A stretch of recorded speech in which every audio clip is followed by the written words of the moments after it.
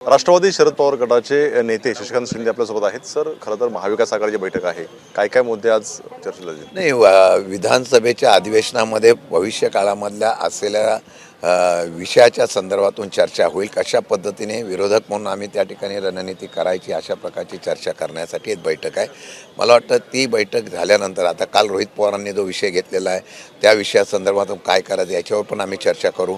आणि हा विषय लावून धरून जर लावून धरल्यानंतर एक कारवाई होते तर शंकेला कारण आहे. आता दुसऱ्या पद्धतीने काय करते याच्यावर आम्ही चर्चा करणार आहोत. राज्यसभेची निवडणूक आहे, शरद पवार निवडणूक लढणार आहेत नाही लढणार आहेत, काय नेमकं नाही, पवारसाहेबांनी निवडणूक करावी अशा प्रकारची इच्छा कार्यकर्त्यांची आमची सर्वांची आहे.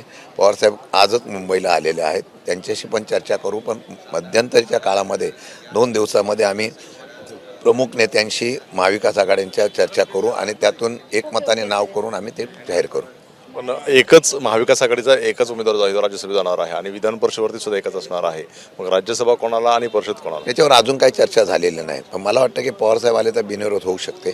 त्यामुळे आमची इच्छा आहे की सरी संख्या नसली तरी एक नेता म्हणून महाराष्ट्राचा एक नेता आणि महाविकास आघाडी ज्यांनी फार मोठ्या प्रमाणात सहकार्य करून सगळ्यांना एकत्र करून उभी केलेली आहे त्या नेत्याला संधी द्यावी अशी आमची प्रामाणिक इच्छा आहे, कार्यकर्त्यांची इच्छा आहे.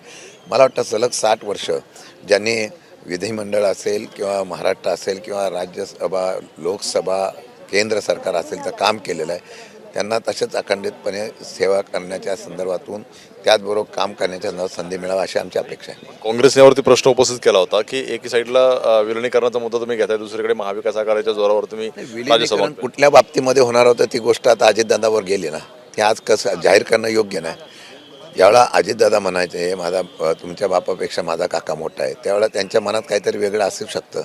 माझ्या माहितीमध्ये विलिनीकरणाच्या बाबतीमधलं पक्ष संघटना मजबूत करण्यासाठी एकत्र येणं. मग आता मला म्हणायचं आहे की उद्धव साहेब आणि राज ठाकरे साहेब पण एकत्र आले ना, पक्ष संघटना मजबूत करण्यासाठी झाले. काँग्रेससुद्धा आमच्याबरोबर सगळे एकत्र आले, ती पक्ष संघटना मजबूत करण्यासाठी आलेलं आहे. ह्यांच्याविरुद्ध लढायचं असतं तर एकसंघटनेने लढलं पाहिजे. ताकद विखुरली गेली की ह्यांचा फायदा होतो आणि तीच रणनीती आजपर्यंत त्यांनी केलेली आहे. मला वाटतं सगळे नेते आम्ही निश्चितपणाने त्याच्यावर चर्चा करून महाराष्ट्रामध्ये उद्या येणाऱ्या काळामध्ये कशा प्रकारे महाविकास आघाडी मजबूत होईल याच्यावर लक्ष देऊ. राज्यसभेसाठी तुम्ही आग्रही असणार? आम्ही मागणी करू. आग्रही म्हणजे मागणी करणं आमचं काम आहे. शेवटी सर्वजण एकत्र मजून आम्ही निर्णय घेऊ. काल ज्या प्रकारे रोहित पवार पोलीस स्टेशनला गेले होते त्यांना जे उत्तर पोलिसांकडे मिळालेलं आहे, कसं बघतं सगळ्या प्रकरणाकडे? असं आहे की त्यांनी मुद्दा घेतला तो बरोबर आहे की FIR दर्ज झाली पाहिजे. जर कंपनीने त्या कंपनीवर जर कारवाई झाली असेल, DCA यांनी केली असेल तर त्याच्या पद्धतीने FIR दर्ज झाला पाहिजे. काल इथं नाही घेतला, आता बारामतीला आज FIR दर्ज करायला जाते ना. आम्ही पण हाऊसमध्ये हा विषय विचारू आणि त्याच्यावर सरकारला काय आत्ताची परिस्थितीमध्ये चाललेलं आहे त्याची माहिती घ्यायला प्रयत्न करू. अर्थसंकल्पीय अधिवेशन सुरू आहे, मात्र विरोधकांकडे जेवढं सरकारला धारेवर असेल किंवा विषय लावून धरणं असेल हे पाहायला मिळत नाही. कुठेतरी सगळ्यांचं एकमत होत नाही का विषय संपले? नाही आहे. काल परवाच्या दिवशी शोक प्रस्ताव होतं, तिथं आंदोलन करणं बरोबर नव्हतं. काल आम्ही त्या ठिकाणी 4था दिवस, आज आम्ही 3रा दिवस आहे, 4था दिवस. कालच्या दिवसामध्ये फक्त आंदोलन नाही, परवाच्या दिवशी आम्ही मंत्र्यांच्या भ्रष्टाचाराबद्दल आंदोलन केलं. आता आम्ही बसतोय आणि सभागृहामध्ये आम्ही आक्रमकतेने आहोतच की, सभागृहात बोलतोच की. काय आहे, बाहेर बोला, आतमध्ये बोला, रस्त्यावर बोला, महाराष्ट्रात बोला.